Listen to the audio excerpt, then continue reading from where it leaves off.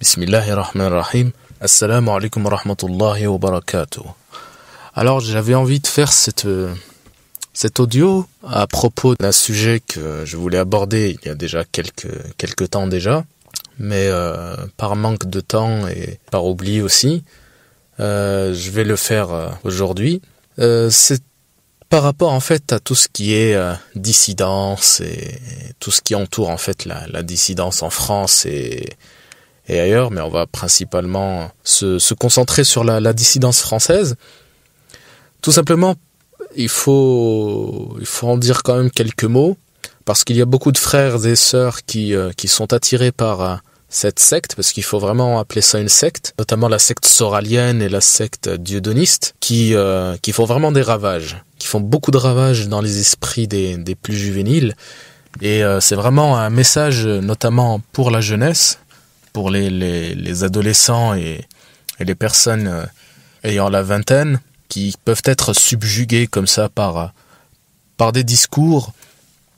Et mon message ne s'adresse pas uniquement aux musulmans, mais aussi aux non-musulmans, parce qu'on a quand même des individus qui essaient de vendre une sorte de soupe un peu indigeste, voilà, en mêlant le vrai et le faux. Et en fait, je vais traiter, comme pour tous les autres sujets, dans plusieurs audios, Inch'Allah, mais là c'est vraiment pour faire une analyse globale et pour se rendre compte que la secte soralienne et dieudoniste notamment est en train de perdre beaucoup de vitesse. Alhamdulillah, c'est vraiment un point positif, mais malgré tout il y a encore des choses à dire sur eux. Et sur les autres pseudo-dissidents, parce que si je prends ces deux-là, Soral et Shaitan Donné, c'est un peu les porte-drapeaux, on va dire.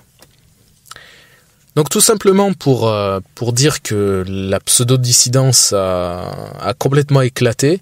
Elle a complètement éclaté parce que il y a eu une tentative de putsch d'Alain Soral dès l'année 2014. Il avait voulu créer son parti, je sais plus comment il s'appelle, Réconciliation Nationale, voilà, avec Dieudonné, qui d'ailleurs n'a pas vraiment démarré, il est pratiquement mort dans l'œuf. Lui qui disait, Alain Soral, qu'il était trop bon pour faire de la politique, qu'il n'enverrait pas des jeunes et des gens au casse-pipe pour tracter en son nom. Voilà maintenant qu'il veut faire de la politique, hein, il nous sort toujours à logo ce qu'il veut. Hein. Il veut, se mettre en sauveur ou en je ne sais trop quoi. D'ailleurs, il suffit de regarder sur son site internet, de voir un petit peu les manières dont sont présentées les photos d'Alain Soral. Alors, il se rêve un petit peu d'être le nouveau Robespierre, le nouveau révolutionnaire. D'ailleurs, Robespierre est une de ses figures. D'ailleurs, je reviendrai rapidement sur la pensée soralienne, parce que c'est vraiment catastrophique.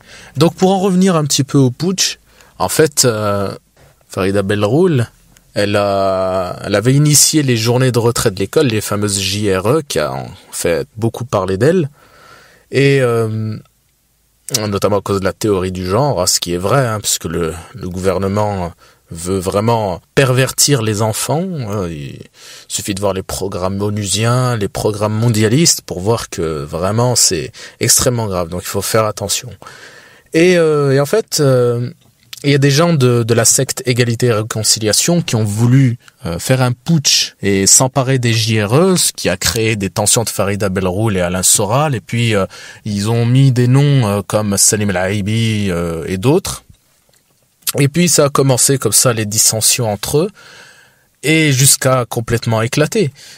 Notamment avec la création du parti, ce qui a vraiment anéanti la pseudo-dissidence. Et en fait, Alain Soral se dit être le porte-parole, le créateur de la dissidence, c'est lui qui a créé il y a 10 ans tout cela, qui a permis aux autres de pouvoir exister. ce qui est faux, hein, bien évidemment, parce que il faut se mettre dans la tête que Alain Soral, c'est un mégalomane, c'est un personnage qui se voit plus beau qu'il n'est, et donc il a voulu faire un putsch, et ça a créé des dissensions, et finalement tout a éclaté, hein. Maintenant, les gens comme, je sais pas, Laurent Louis ou d'autres qui ont complètement disparu de la scène. Et tant mieux, parce que le mensonge ne peut pas perdurer ainsi. Mais pourquoi s'attarder un petit peu sur Alain Soral ? Tout simplement parce que cet individu est un communiste, un marxiste, et qui est chrétien soi-disant. Donc il mélange le christianisme avec le marxisme, alors que ce sont des oxymores. Je veux dire, le marxisme, c'est une idéologie complètement athée. Il se dit catholique traditionnel dans la lignée des royalistes, par exemple, alors qu'en même temps, il est robespierriste, un autre athée complètement cinglé, etc. Donc il arrive comme ça à mettre tous ces concepts complètement opposés et à en faire une idéologie. C'est quand même assez extraordinaire, hein. Robespierre, par exemple, qui a fait massacrer des milliers et des milliers de personnes en France, enfin, c'était une boucherie monumentale. C'était un révolutionnaire, donc anti-chrétien. Donc, vous voyez, il est catholique, traditionnaliste, mais en même temps, il est révolutionnaire.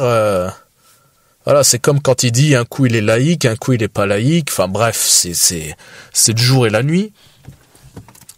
Et donc ce personnage-là, il arrive comme ça à faire, il arrive comme ça à subjuguer les foules, alors que bon, intellectuellement, c'est misérable. Sans parler de ses frasques, parce qu'il est hachak, il a eu des relations homosexuelles, donc c'est un bisexuel. On a appris également qu'il a voulu entrer en franc-maçonnerie, mais qu'il a été refusé. Donc c'est dire le niveau de dégénérescence dans son cerveau, parce que la franc-maçonnerie au niveau de la dégénérescence, c'est quand même du haut niveau. Mais s'ils ont pas voulu d'Alain Soral, c'est quand même quelque chose. C'est assez révélateur. Et donc voilà, donc on a cet individu qui faisait partie du showbiz, etc. Enfin bref, c'était un type qu'on voyait dans tous les télécrochets, enfin voilà, c'est des choses qui sont des signaux d'alerte. Il est même zoophile. Enfin bref, c'est vraiment une ordure, hein. Vraiment une ordure. Mais surtout, ce qu'il faut se dire, c'est que ce personnage qui prétend se défendre contre le système sioniste, franc-maçon, etc., eh bien, on peut se rendre compte qu'il n'a jamais été arrêté pour les faits qui lui sont reprochés, c'est-à-dire le négationnisme, le fait de dire des vérités dérangeantes, etc. Il n'y a rien eu de tout ça. Il n'a jamais fait de prison, il a jamais, comme son ami Dieudonné, hein. Ces personnes, depuis des années et des années, peuvent dire ce qu'elles veulent. Elles n'ont pas été censurées. Le site Égalité et Réconciliation n'a jamais été censuré. Moi, je comprends pas. Normalement, il devrait être éliminé ou il devrait être mis au banc depuis un moment. Or non, il continue à le laisser tranquillement faire ce qu'il a à faire. Les seuls procès qu'il a eus, ce sont des injures et diffamations. Voilà, parce que dans ses vidéos, il passe son temps à insulter et à diffamer. Donc forcément, les adversaires, ils vont quand même pas se laisser faire, hein. Ils vont aller porter plainte. Et comme il est pratiquement sûr de perdre ses procès, parce que je veux dire, il faut quand même avoir des preuves de ce qu'on avance, eh bien, il demande aux gens de faire des dons. Voilà, c'est un peu, c'est ça c'est les critiques que fait Salim Laïbi notamment. On en reviendra aussi à ce personnage parce que au niveau hypocrisie, c'est quand même extraordinaire, hein. Ensuite, son ami Dieudonné, pour faire simple, c'est un occultiste. Il faut le savoir. C'est un occultiste qui a été invité en tenue blanche en 2001, en août 2001, il me semble. Donc il a rencontré la franc-maçonnerie, etc. Même s'il n'a pas continué. Donc c'était à l'époque où il était dans le show business. Et pareil que pour Soral, il a jamais été en prison, il a jamais fait l'objet d'une véritable censure. C'est pareil, ce sont des injures et des diffamations ou incitations à la haine raciale. Voilà, ce sont des broutilles.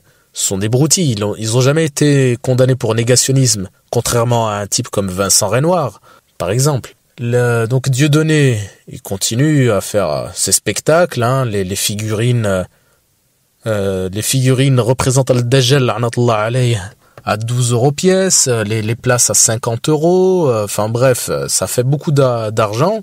Ces gens-là se sont quand même pas mal enrichis, hein, avec les différents produits dérivés qu'ils ont pu sortir. Et donc voilà, la quenelle, tout ça, c'est un moment, juste avant que la fissure apparaisse, ils étaient au sommet de leur forme, hein. Valls leur a fait énormément de publicité. Faut aussi se poser des questions sur les liens comme ça entre le système et cette pseudo-dissidence, et de se poser les vraies questions de leur rôle réel, hein, parce que pour amuser la galerie, ils sont très forts, mais voilà.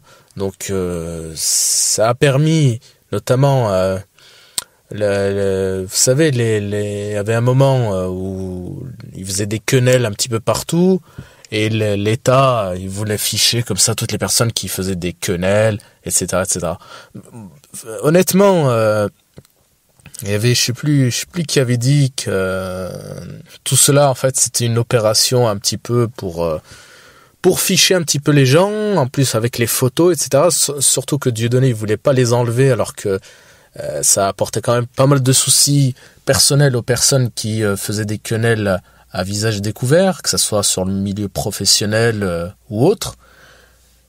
Voilà, et comme je disais, donc c'est un occultiste, donc il faut regarder un petit peu ce qu'il dit et les images qu'il utilise, notamment son spectacle la bête immonde. Je veux dire, c'est clair, il suffit de regarder son affiche et on a tout de suite compris. Encore faut-il connaître un petit peu la symbolique pour comprendre. Et c'est comme ça que les gens tombent dans le panneau. Donc voilà. Ensuite, Salim Al-Aibi. Alors lui, c'est extraordinaire. Alors moi, il y a des choses qui sont intéressantes dans ce qu'il dit, mais il nous prend quand même pour des imbéciles. Je veux dire, il traîne avec Alain Soral, Dieudonné, encore il n'y a pas si longtemps, il continuait à faire les éloges, etc. C'était une victime, et nanana. Et finalement, il a complètement retourné sa veste. Et Salim Al-Aibi, qui a quand même des idées un petit peu bizarres. Par exemple, j'avais posté sur sa page un commentaire parce qu'il avait mis un lien avec Pierre d'Ortiguier, je sais plus exactement ce que c'est. Et je lui ai rappelé tout simplement que Pierre d'Ortiguier, parce que j'ai lu les livres de Laibi et de Sora notamment Laibi, où il se fait préfacer souvent ses livres par Pierre d'Ortiguier. Pierre d'Ortiguier, c'est qui ? C'est un philosophe, donc un professionnel du kalam, qui en fait est un converti au chiisme. Donc on le verra, c'est une personne qui intervient beaucoup à la radio francophone iranienne. Donc c'est un pur, il fait de la pure propagande chiite, hein, il faut quand même le dire. Il s'est converti au chiisme, et surtout qu'il a une idéologie assez bizarre, un peu New Age, qui est le récentisme. Alors le récentisme, c'est quoi, pour faire simple ? C'est tout simplement la remise en question de tous les faits historiques, notamment sur leur période. Donc en fait, pour eux, l'Antiquité et toute cette partie de l'histoire ancienne n'est qu'une invention partielle ou totale des jésuites, les chrétiens jésuites. C'est eux qui auraient inventé en fait toute cette mascarade. Pourquoi, je ne sais pas trop. Il faudrait que je mène des investigations un peu plus profondes dans ce sujet. Mais voilà, c'est un courant qui est apparu après-guerre, après la Seconde Guerre mondiale, et qui voilà remet en cause certains aspects historiques. Alors bien évidemment, il y a des choses à remettre en cause, mais sur les périodes historiques, c'est quand même compliqué. Donc ça veut dire qu'il met, par exemple, le prophète alayhi salatu wassalam, pardon, eh bien, il n'a pas vécu il y a 1400 ans. C'était beaucoup plus tôt. Peut-être il y a 1000 ans ou peut-être moins. Voilà, c'est ça l'idéologie de Pierre d'Ortiguet. Et donc il en fait un intellectuel, Salim Al-Aibi, ce qui est quand même très grave. Lui qui se dit être un défenseur de la tradition à fond. Il nous parle toujours de René Guénon par-ci, René Guénon par-là, ce qui est très intéressant, hein. Les livres de René Guénon à lire et à étudier, notamment sur la symbolique. René Guénon, il est passé par toutes les cochonneries possibles, franc-maçonnerie, rosicrucien, enfin, il a quand même vécu pas mal de choses avant de se convertir au soufisme. Donc à l'islam, je ne sais pas quel type de soufisme par contre. Je sais pas si c'est le soufisme complètement dévoyé ou si c'est le soufisme à la Suyuti rahimahullah. Allahu a'lam. On va lui accorder le bénéfice du doute. En attendant, si quelqu'un a des infos, je suis preneur. Mais en tout cas, donc, il a 2 inspirateurs qui se sont convertis, un au chiisme et un au soufisme. Et les deux, enfin, c'est antinomique, c'est comme Alain Soral, il nous fait un oxymore. Et donc, après lui avoir rappelé tout cela, tout simplement, il m'a censuré, hein, il a effacé mon commentaire et je peux plus commenter sur sa page. Voilà. Donc pour une personne qui vient se plaindre de la censure en disant que voilà, il censure, il critique aussi Alain Soral parce qu'il censure les livres qui dérangent son idéologie, comme le livre de Paul-Éric Blanru sur Jean-Marie Le Pen et les Juifs, par exemple, qui effectivement n'a pas été mis en vente tout de suite sur le site Contre-Culture d'Alain Soral. Lui, il fait pareil. Donc il censure ceux qui sont pas d'accord avec son idéologie. Voilà, il m'a même pas proposé un débat ou quoi que ce soit. Bon, voilà, donc voilà, c'est le système de la pseudo-dissidence. On pourrait continuer avec Joe le Corbeau, etc. Enfin bref. Donc il faut savoir que tous ces gens n'ont jamais été en prison, n'ont jamais eu de problème réel, c'est toujours des broutilles de diffamation et d'injures, parce qu'il faut dire quand même que ce soit Salim Al-Aibi ou Alain Soral notamment, c'est quand même des personnes qui sont assez grossières, hein, et ça fait pas plaisir d'être traité de fils de prostituée ou de... Enfin, c'est pas trop le style Al-Aibi, mais voilà, il y a quand même des choses qui sont assez grave au niveau des mots. On peut tout à fait dénoncer tout en étant courtois et poli. Je veux dire, ça existe aussi. Et donc voilà. Donc ces gens, en fait, ils sont en train de partir complètement en cacahuète, et tant mieux, alhamdoulilah. Il faut savoir que ces gens, ils font la propagande chiite, tout simplement. Voilà, ils ont relayé pas mal d'informations, notamment en disant que le Baghdadi c'était un juif, que par exemple j'avais vu quoi sur le site de Joe le Corbeau j'avais vu quoi qu'en fait l'État islamique il voulait supprimer une sourate qui parlait des Ahl al-Bayt. Donc il voulait la supprimer, il voulait enfin bref, il y a plein de choses comme ça.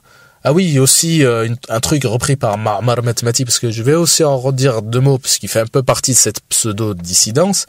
L'État islamique aurait interdit les tarawih, ce qui est totalement faux. Enfin bref, ils essaient comme ça de déstabiliser avec des mensonges. La question c'est même pas être pour ou contre l'État islamique, c'est une autre question. La question c'est pour qui il roule et quelles sont les informations qu'il donne. Et on a des preuves factuelles que ce sont des gens qui font la propagande chiite. On pourrait parler aussi du parti antisioniste. Le parti antisioniste de Yahya Gouafmi, qui a été financé par l'Iran, à hauteur de 3 millions d'euros avec Alain Soral dedans. Enfin bref, ils ont eu des financements à l'étranger et jamais la France n'a entamé quelques procédures que ce soit. Sachant quand même qu'ils cherchent des noises à un type du pur système qui est Sarkozy quand même, on l'accuse d'avoir dépassé les plafonds de la campagne présidentielle, qui s'est fait financer par Kadhafi à hauteur de, je crois, 50 millions d'euros, enfin quelque chose comme ça, ce qui expliquerait en partie la guerre en Libye. Mais par contre, Alain Soral, lui, il disait 3 millions, 300 000, enfin bref, peu importe, il a été financé. J'avais vu aussi que Valls était au courant. Valls est au courant de toutes ces magouilles, mais ça, personne ne dit rien. On peut rajouter aussi Marc-Edouard Nab qui, chez Tadei par exemple, où Jakubowicz a dit que c'était une personne qui était insignifiante, pour une personne qui, pareil, se dit être anti-système, etc. Un type comme Jakubowicz, président de la LICRA, qui n'en a que faire. Et d'ailleurs, Marc-Edouard Nab, il tient une revue qui s'appelle Patience, je crois, je sais plus, où il fait clairement l'éloge de l'État islamique et il est absolument pas censuré, ni rien du tout, Faut quand même se rendre compte des choses, Ils sont pas du tout censurés, ces gens. Que ce soit Alain Soral, Dieudonné, Salim Laibi, Marc-Edouard Nab, Joel Corbeau, et tous ces gens, ils peuvent dire ce qu'ils veulent. Marmar Metmati aussi, puisque il peut faire l'éloge de l'État islamique, enfin l'éloge. Il est pour le djihad, il est pour ci, il est pour ça, et il a jamais de problème. Faut quand même se poser des questions à un moment. Comment ça se fait que ces personnes puissent parler tranquillement, alors que en ce moment on est quand même c'est l'état d'urgence. Et d'ailleurs, hier en consultant, quand tout à fait par hasard, je suis tombé sur le site de l'Assemblée nationale où l'Assemblée nationale, le 3 décembre, donc il y a quelques jours, ils ont refusé de mener une investigation via une commission d'enquête pour savoir s'il y avait des financements qui allaient à l'État islamique. Vous voyez, donc il y a quand même des choses qui se passent et des choses très curieuses, parce que entre ce qu'on nous raconte et la réalité, il y a quand même une énorme différence. Et donc c'est pour ça que ces gens donc complotistes, etc., enfin on connaît tous les termes qui sont utilisés sur eux.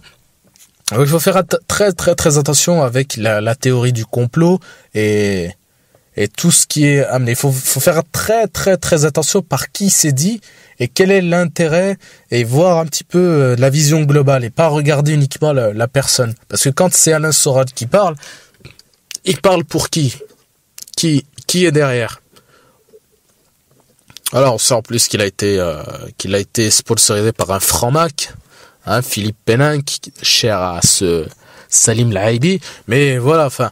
Donc il y a toute cette petite équipe là n'a jamais de problème. Il faut quand même se poser des questions pour des personnes quand même qui se prétendent être anti-système, qui dérangent. Normalement, on devrait les mettre au banc de la société, mais non. Ils continuent, ils vendent leurs livres, il y a aucun problème. Donc ils peuvent recevoir de l'argent de l'étranger sans aucune procédure judiciaire contre eux, alors qu'on cherche des noises à Sarkozy, comme je l'ai dit. Pas de prison pour négationnisme. Vous vous rendez compte quand même. Ah oui, et surtout que pour finir, Dieudonné, son théâtre, son théâtre. Non, c'est même pas son théâtre. Il appartient à 2 Israéliens quand même. 2 Israéliens, ça n'a pas l'air de gêner grand monde en fait. Donc posez-vous un petit peu les questions. Donc les jeunes, faites très très très attention à ce qu'on vous dit, parce qu'effectivement les théories de complot sont des choses qui sont assez qui peuvent fasciner, et il y a effectivement des vraies théories du complot, et il y a aussi du n'importe quoi, Donc entre les ufologistes, toutes ces théories. D'ailleurs c'est marrant parce que les gens qui croient aux ovnis, au complot des ovnis, ils pensent jamais que ça peut être une machination des Rockefeller et des Rothschild. C'est marrant ça. Ils pensent ça, ils le mettent jamais ils peuvent pas l'intégrer dans leur esprit. Bah enfin soit, ça c'est un autre débat. Donc ces gens ils mêlent le faux et le vrai. Ce qui est vraiment un mélange très très très très toxique. Donc il faut faire très attention, surtout les jeunes. Faites très attention. De toute façon, je vais revenir, Inch'Allah, un petit peu en détail sur chaque personnage. Mais voilà. Donc ils mélangent, ils ont un mélange d'idées complètement farfelues. Ça n'a aucun sens. C'est complètement confus. Donc faites très attention. Ce sont des gens de la perdition, ils vont vous ramener vers la propagande chiite, laïque, parce que ce sont des laïcs, il faut pas se le cacher, ils sont anti-islam. Alain Soral, c'est un type qui ne veut pas de l'islam, donc c'est pas notre ami, certainement pas. C'est un opportuniste, il prendra tout ce qu'il veut pour pouvoir avoir une tribune et rassembler un maximum de personnes, mais attention, il ne veut pas de l'islam. Il l'a déjà dit dans ses vidéos, d'ailleurs, il se moque aussi de la sunna du prophète alayhi salatu wassalam, il dit il faut prendre le Coran seul, enfin bref, il fait la propagande chiite, il dit il faut prendre le Coran seul, enfin bref, son cerveau est complètement retourné, c'est un malade, et c'est pareil pour les autres, donc très très très attention. Concentrez-vous sur votre dîn en premier lieu, c'est la chose la plus importante, et si vous voulez vous intéresser à ça, il faut vraiment avoir il faut avoir un peu de coffre. Voilà, je dis pas que moi je suis rien du tout, mais il faut avoir un peu les outils pour pas se faire avoir, parce que moi-même j'ai un peu étudié il y a des années cette mouvance. Pendant un certain temps, j'avais même un peu de sympathie, mais finalement, quand on revient à nos sources, on se rend compte vite des supercheries de ces individus, pardon. Donc j'y reviendrai, Inch'Allah. Salam